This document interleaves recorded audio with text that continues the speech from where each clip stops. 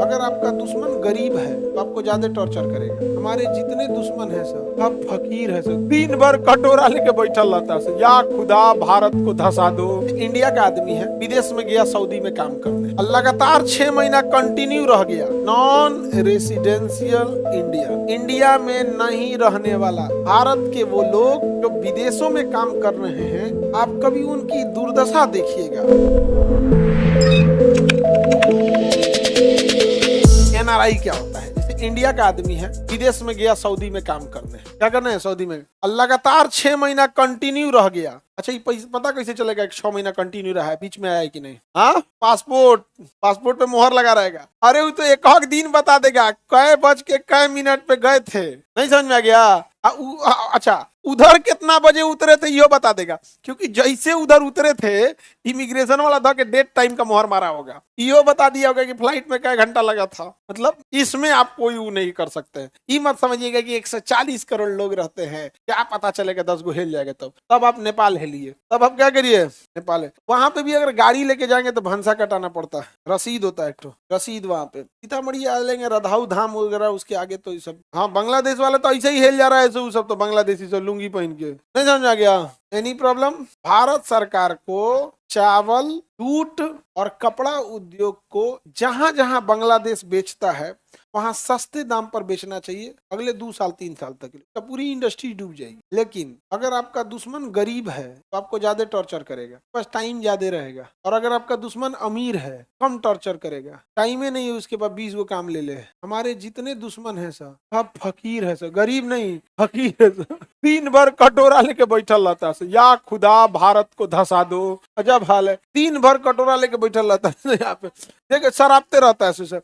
अच्छा, चाइना अमीर है, ज्यादा खुचुर खुचुर वाला टेंशन चाइना नहीं करता। गरीब है तो इसे बहुत दिक्कत है। इन जो का इलाज है हम ही लोग को दे दे भैया, आपको कुछ करने की जरूरत नहीं है। तो देखिए हमारे यहाँ से बहुत सारे लोग काम कर रहे हैं। अगर कम से कम 6 महीने लगातार रह गया तो क्या हो जाता है? एनआरआई, नॉन रेसिडेंशियल इंडिया में नहीं रहने वाला। तो इसका मतलब ये नहीं कि इंडियन नहीं है वो, इंडिया में है, इंडियन है, इंडिया में नहीं रह। इससे फायदा, अगर एनआरआई सर्टिफिकेट मिल गया टैक्स नहीं लगेगा। और बहुत अच्छा काम करते हैं भारत के वो लोग जो विदेशों में काम कर रहे हैं। भारत का न ऑक्सीजन यूज कर रहे हैं, न यहाँ का प्रदूषण फैला रहे हैं, न यहाँ से सरकार से नौकरी मांग रहे हैं, न यहाँ से राशन कार्ड बनवाए हैं, न सड़क पे जाम लगा रहे हैं, न कुछ कर रहे हैं। चुपचाप बेचारे विदेश में बैठे हैं और यहाँ काम कर रहे हो। और काम कर कर उन लोगों ने, आप कभी उनकी दुर्दशा देखिएगा, अपने लिए बस इतना ही रखते हैं कि खा पी सके। कुल पैसा उठा के भारत में भेज देते, कुल पैसा उठा के वो लोग भारत में भेज देते, अपने लिए बस इतना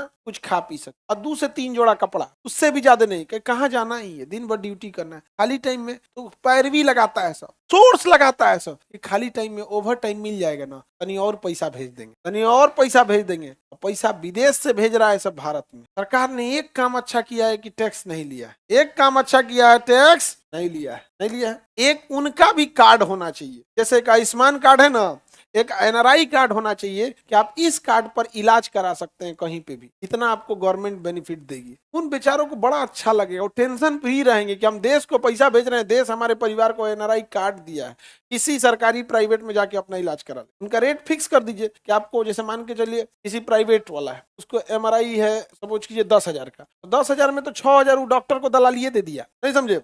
तो सरकार जब ऑफर देती है तो ऐसे नहीं करती, कहती है हम तुम्हें 3,000 रुपया देंगे, एमआरआई करके देना है तुमको, जो बोलेगा वही वाला करना है। उस भी कहता है कि भैया फ्री में करा के बिना दलाली दिए, ना डॉक्टर भेजा ना कुछ, कार्ड लेके आया, धनाक से पैसा मिल जाएगा, क्या दे देता है। उन्हें मिलना चाहिए कि नहीं मिलना चाहिए? कुछ नहीं जाता है। आप ट्रेन में बुक करके जाइएगा, पूरी ट्रेन भर जाएगी ना, तो उसमें 10 सीटें खाली रखी जाती, उसमें कुछ रखी जाती है सांसदों के लिए, 1-2 सीटें सांसदों के लिए, 1-2 विधायकों के लिए, पॉलिटिशियंस के लिए होती है। हम कहते हैं पूरी ट्रेन में उनकी सीटिंग कर दीजिए, एक एनआरआई कोटा रख दीजिए, ज्यादा नहीं, पूरा ट्रेन में 4 सीट है, पूरा पैसा देके जाएगा वो, पूरा का पूरा क्या करेगा, पैसा देके जाएगा। लेकिन जब पूरी सीट भर जाएगी तो उसमें एक ऑप्शन होगा, एनआरआई फैमिली के हैं, उसमें अपना एनआरआई नंबर लगेगा तो कहेगा हाँ 4 सीट भरा हुआ है। 4 सीट से कुछ होने वाला नहीं है, बट उनको जो दुबई में बैठ के सऊदी अरब के तपती धूप में गर्मी में चल रहा है ना, उसको लगेगा कि यार हमारा देश में ना 4 गो सीट रिजर्व है, हम लोग ट्रेन में पैसा लगता है पूरा, क्या को दे सकते हैं, उनको नहीं दे सकते हैं।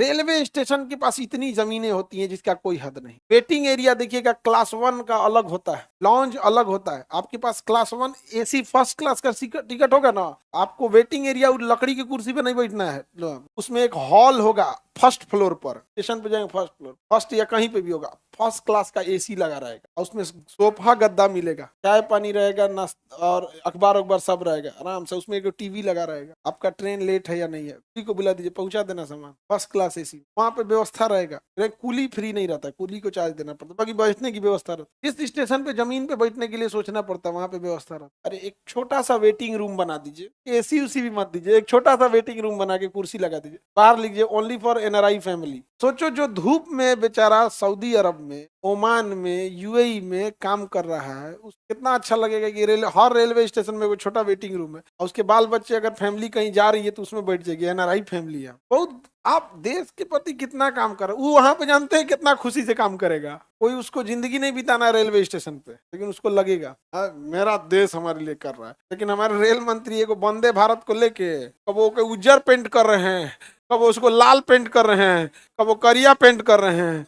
हमार वंदे भारत ऐसा लग रहा है बुलेट ट्रेन ले, 130 का एवरेज स्पीड है वंदे भारत, 130 एवरेज स्पीड 130। आप दिल्ली से वंदे भारत से पकड़िए जयपुर, और हम गाड़ी से चलते हैं दिल्ली से जयपुर, हम 4 व्हीलर से पहले पहुंचेंगे। हाँ 4 व्हीलर से हम पहले पहुंचेंगे, वंदे भारत बाद में पहुंचेगी। उससे तेज स्पीड में 4 व्हीलर चलता है दिल्ली मुंबई एक्सप्रेस वे पे। मार ओकरे लेके परेशान भइले, कबो करिया पेंट तो उज्जर पेंट तो लाल पेंट तो कबो कहेंगे कि अभी वंदे भारत का चक्का ऊपर लगेगा, नीचे रगड़ा के चलेगी। अब आगे बढ़े, किसी को दिक्कत? तो एनआरआई के लिए कितना दिन रहना है? इनके पास वोटिंग राइट होता है, इनके पास वोटिंग राइट होता है, ये वोट डाल सकते हैं। लेकिन हमारे ज्ञानेश भाई के पास उनके वोट कलेक्ट करने का कोई सिस्टम नहीं है। तो ज्ञानेश भाई को इस पे सोचना चाहिए कि हर देश के दूतावास में, हमारा दूतावास हर देश में है, हर देश के दूतावास में एगो ईवीएम मशीन लगा दीजिए। क्या लगा दीजिए? EVM machine. किसको वोट डालने जाना है, कोई बूथ वूथ जाने की जरूरत नहीं, आइए अपने दूतावास में, सुरक्षा की कोई दिक्कत नहीं। सबसे सेफ जगह क्या होता है? एम्बेसी। बस काम खत्म, एगो अपना ऑफिसर नियुक्त कीजिए, एक किसी को। अच्छा, राजदूत वहां का नोडल अधिकारी हो जाएगा, नोडल माने सर्वे सर्वा हो जाएगा, तो वहां का राजदूत बैठवे किया, नोडल अधिकारी हो जाएगा, काम खत्म, वोटिंग राइट हो गया। बताइए उनको वोट वहां मिलना चाहिए कि नहीं? इसमें कोई बहुत बड़ा तामझाम है? गांव गांव ले वो ईवीएम मशीन पहुंचाएंगे, लेकिन दूतावास में नहीं है। ये बात ज्ञानेश भाई को सोचना चाहिए। समझ में आ गया कि नहीं आ गया? ज्ञानेश भाई ये सब नहीं सोचता है। आगे बढ़े, एनआरआई समझ में आ गया? एनआरआई ठीक है कि नहीं है?